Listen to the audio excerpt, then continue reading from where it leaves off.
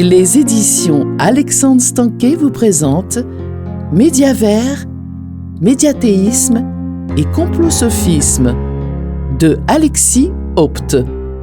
Narration Lionel Crusil.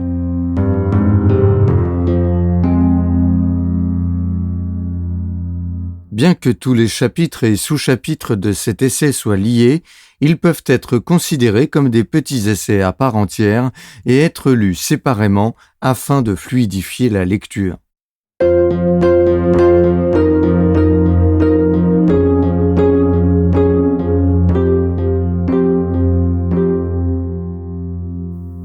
Préface. Si on regarde bien, assez peu de philosophes sont de vrais démocrates. On observe même que depuis 2500 ans, depuis la création même de la philosophie, presque tous les philosophes ont été les pires ennemis de la démocratie, des adversaires enragés de l'idée que la population est apte à décider elle-même sur les sujets qui la concernent. Ainsi, pour un démocrate militant et conséquent, il est assez plaisant et rassurant de voir apparaître et grandir un jeune philosophe authentiquement démocrate. J'aime à lire Alexis Haupt, qui sait souvent résumer l'essentiel en une phrase incisive, tranchante et éclairante. Je commencerai mes remarques sur ce nouveau livre d'Alexis par un conseil de prononciation. Le mot complosophisme, qu'il a inventé pour désigner une pensée frauduleuse des comploteurs pour se débarrasser à bon compte de leurs opposants en les traitant simplement de paranoïaques, est composé des mots complot et sophisme. Il faut donc le prononcer complosophisme pour en comprendre le sens intuitivement. Peut-être vaut-il mieux utiliser un tiret pour rendre inutiles ces explications liminaires. Complot, sophisme. Une autre remarque à propos du mot sophisme. Son acception péjorative n'est pas la seule possible. Platon, et à sa suite ses héritiers démophobes pendant des siècles, ont dit pis que pendre des sophistes. Ils se faisaient payer, ils apprenaient aux citoyens à mentir, etc., alors que les sophistes étaient sans doute, en fait, les seuls et rares philosophes démocrates qui enseignaient aux simples citoyens les outils de maîtrise du langage et du raisonnement qui leur permettaient de s'exprimer efficacement. Et s'ils se faisaient payer, c'est simplement parce qu'ils n'étaient pas riches comme l'était Platon. Il faut aussi prendre garde au mot totalitarisme et le définir d'emblée, car il peut donner lieu à tous les malentendus. Je dirais que tous les gouvernements ont une tendance naturelle, éternelle même, disait Montesquieu, à devenir totalitaires si aucune limite ne leur est imposée. Tout pouvoir va jusqu'à ce qu'il trouve une limite, et un pouvoir sans aucune limite va chercher naturellement à prendre le contrôle total des individus qui composent la société. Les remparts capables d'empêcher un pouvoir de devenir totalitaire sont d'abord de bonnes institutions, bien sûr, mais ce sont surtout des citoyens vigilants et donc constituants.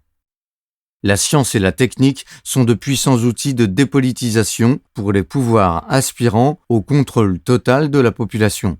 Leurs lois sont des outils de dépossession politique utilisés pour délégitimer la délibération démocratique et la souveraineté populaire. Voyons, monsieur, vous n'allez pas mettre la loi de la pesanteur au vote, n'est-ce pas ? Si les citoyens ne sont pas extrêmement vigilants, ils se feront voler toute leur liberté et toute leur souveraineté par des scientifiques, des techniciens, des spécialistes, que ce soit des médecins, des juristes, des ingénieurs, des savants, des politiciens, qui tous se croient sincèrement les seuls capables de décider rationnellement et donc d'exercer le pouvoir de faire les choix à la place de la population.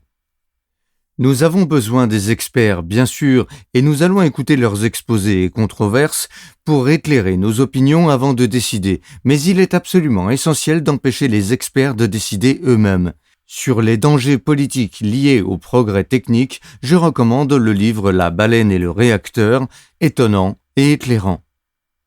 Ce que les comploteurs et leurs amis appellent complotisme ou conspirationnisme et qu'ils considèrent comme un vice, un danger, c'est en fait la vertu cardinale de tout citoyen digne de ce nom, la vigilance à l'encontre de tous les pouvoirs. L'interdiction de douter, d'objecter, de débattre est le contraire de l'esprit scientifique, c'est l'esprit religieux, dogmatique, c'est une pratique antidémocratique.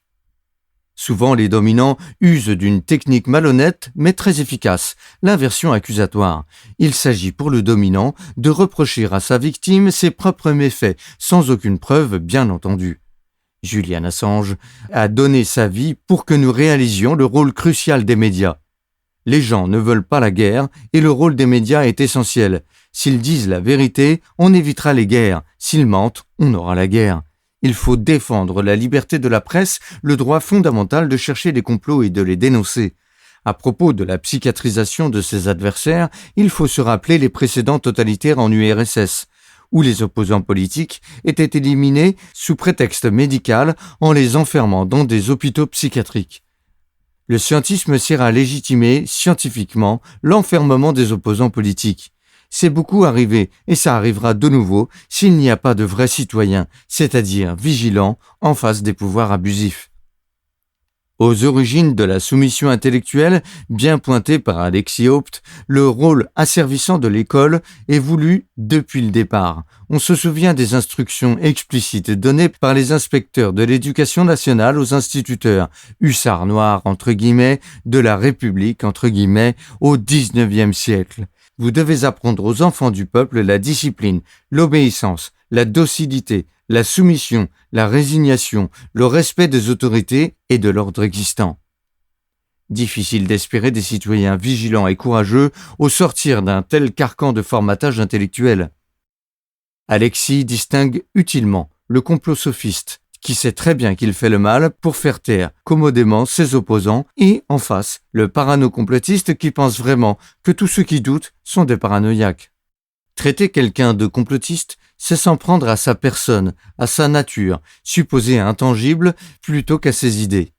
C'est d'abord une lâcheté, une ruse, une faiblesse, un aveu de manque d'arguments, mais c'est surtout une forme de racisme, en essentialisant une pensée, en jugeant une opinion actuelle comme si cette opinion, cette façon de penser, était une nature, une race, à vie. Alors qu'il suffirait de contredire puissamment, rationnellement, loyalement, scientifiquement cette opinion pour ramener la personne à évoluer dans sa pensée, sans l'agresser, sans la calomnier, sans l'injurier. Car au bout du bout, traiter quelqu'un de complotiste, c'est l'injurier, sans raisonner. Ce n'est pas penser, c'est du niveau d'une cour de récré. J'espère que ce livre retirera tout complexe aux bons citoyens vigilants. Se faire traiter de complotiste par le comploteur et leurs amis, c'est un compliment, une sorte de légion d'honneur, une marque de bonne résistance aux pouvoirs abusifs. Bonne lecture. Étienne Chouard, 18 mai 2024. Avant-propos. Dans la première partie de ce livre, je parlerai de mon concept, le complosophisme, sous un angle plus pratique que dans un précédent essai. L'objectif étant d'expliquer en quoi le complosophisme est une forme de censure, d'ingénierie sociale, de répression et de psychiatrisation de l'autre. J'évoquerai également la soumission intellectuelle, laquelle est la soumission aveugle au récit de l'autorité. Dans la seconde partie, j'expliquerai en quoi cette soumission intellectuelle est responsable de ce que je nomme le médiavers et le médiatéisme. Le premier étant ce monde médiatique déconnecté de la réalité et dans lequel la masse vit à son insu, le second étant cette attitude naïve et religieuse qui consiste à croire les médias comme s'ils étaient paroles d'évangile. Chapitre 1.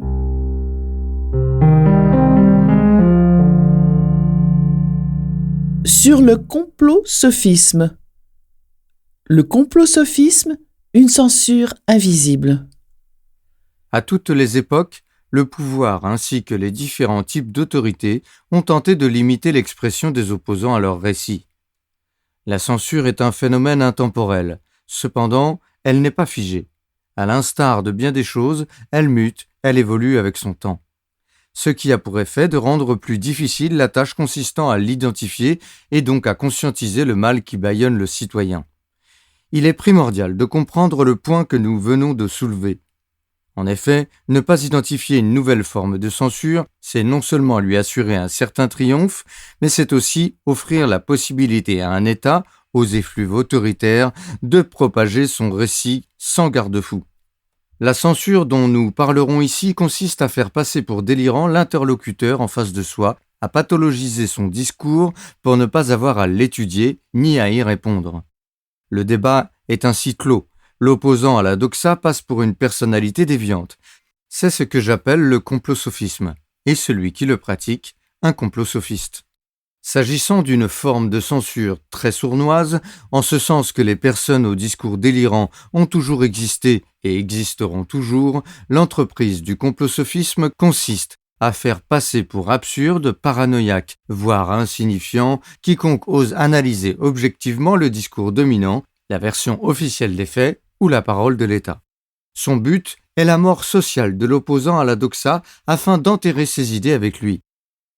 Si la censure traditionnelle est efficace, car elle consiste à ne pas inviter à débattre la personne qui dérange le système, à ne pas parler d'elle, à la jeter dans le cachot des idées pour invisibiliser son discours, sa pensée, ses arguments, ses interrogations ou ses découvertes, elle a le désavantage d'être facilement identifiable.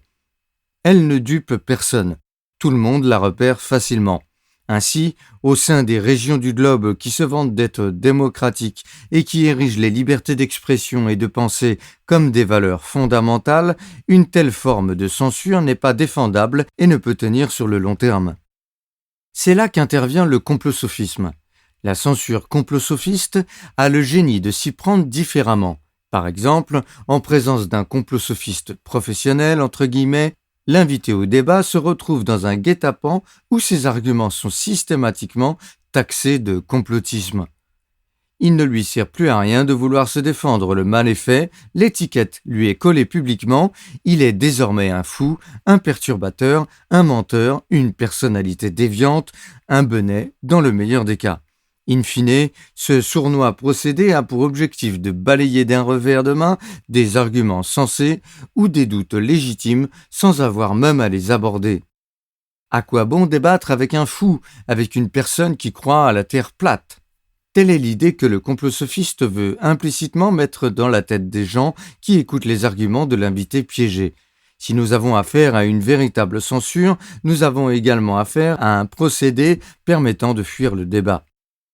Une technique d'esquive très perverse puisqu'elle consiste à faire d'une pierre trois coups, fuir le dialogue, faire passer l'autre pour un fou et faire semblant de lui donner la parole. Partant de là, nous pouvons affirmer que le complosophisme est une censure invisible, tacite, informelle. Une censure qui brouille les pistes. En effet, si la censure se traduit généralement par le seul fait de ne pas inviter une personne ou de lui interdire d'aborder un sujet, les nouveaux censeurs ont eu la malice de ne pas exclure systématiquement les invités qu'ils désiraient censurer et de leur coller ouvertement un sparadrap sur la bouche. Ce serait trop voyant. Au contraire, ils l'invitent et laissent s'exprimer leurs interlocuteurs pour ensuite amalgamer son argumentation à une pensée délirante. Avec une étiquette complotiste sur le front, qui peut être prise au sérieux ? Ainsi, il est difficile pour la masse, qui considère la censure comme le seul fait d'exclure une personne des débats, de déceler cette censure invisible qui consiste à inviter quelqu'un et à le faire parler afin de lui apposer l'étiquette de personnalité déviante sur le front. Le tout dans l'unique but de marginaliser son discours sans même avoir à y répondre. Outre son effet liberticide sur la parole et la pensée, le complosophisme est un réel outil politique contre la démocratie. Il dissuade le citoyen par la dérision d'aborder tel ou tel sujet, d'analyser avec esprit critique le récit officiel, de pointer du doigt des failles dans le discours médiatique ou même de critiquer les décisions gouvernementales. Nous avons bien affaire à un procédé qui étouffe la liberté d'expression et tue tout débat dans l'œuf. Il empêche tacitement les gens d'exprimer leurs interrogations et leurs doutes, sans pour autant faire passer le complosophiste pour ce qu'il est. La censure est invisible, mais on peut la déceler si tant est qu'on la nomme. Derrière l'étiquette complotiste se cache l'idée de propos délirants. Toute l'entreprise du complosophisme est donc de psychiatriser son interlocuteur. Nous sommes face à une méthode machiavélique en cela qu'elle permet d'une part d'aboutir à une censure indirecte, difficilement identifiable, et d'autre part de mobiliser chez les gens des ressorts psychologiques puissants conduisant à une autocensure. Par peur de passer pour un fou ou un idiot, on évitera de questionner, a fortiori en public ou même sous le regard d'un proche, on ne mettra plus rien en doute. En un mot, on arrêtera de penser. Comprenons que ce dont nous parlons ici n'est pas seulement une forme de censure, il s'agit aussi d'une méthode de manipulation de masse qui joue avec des mécanismes instinctifs très profonds, la peur de l'exclusion et le conformisme. Nous allons tenter d'analyser ces mécanismes. Le complosophisme en tant qu'ingénierie sociale. Il est important de comprendre le point abordé précédemment, à savoir que le complosophisme n'est pas seulement une censure, mais aussi, et peut-être même avant toute chose, une méthode de manipulation de masse visant à pousser les gens dans l'autocensure.